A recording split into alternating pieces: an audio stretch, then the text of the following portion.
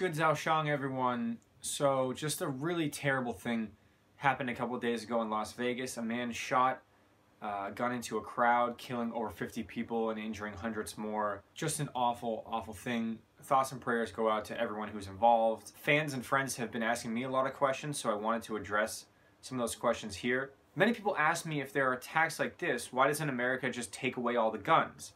Well, it's not that simple. There are a couple things. First, half the population believes, they truly believe that they have the right to own a gun.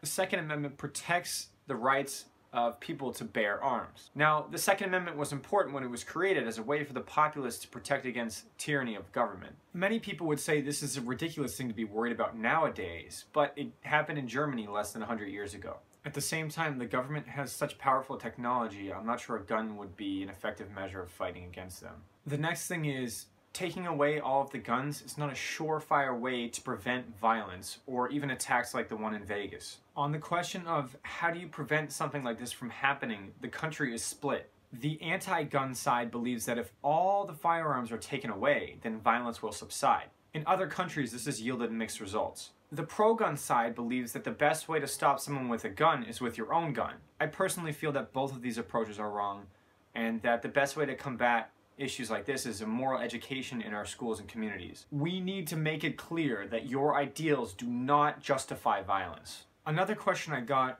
was, how easy is it to get a gun? If you try to buy a gun through a licensed supplier, you have to pass a background check where the FBI checks your criminal and mental health history. Some states also have additional background checks. However, there are many corrupt dealers, as well as loopholes as far as buying online from private owners, that make buying guns available to people who probably shouldn't have them. This is where it can get very dangerous. I would hope that we take steps to eliminate this from happening. Is America safe? I think that America is safe, and even though there are horrific acts of violence like this happening, it's still much safer than many other countries. Attacks like the one in Las Vegas create panic and hysteria the same way terror attacks do. But the truth is that these events don't happen very often, and you're much more likely to die by riding a bicycle or falling off a ladder. However, I do have to mention that I feel much safer in China. In Beijing or Shanghai, I can walk home at 3 in the morning and feel pretty safe.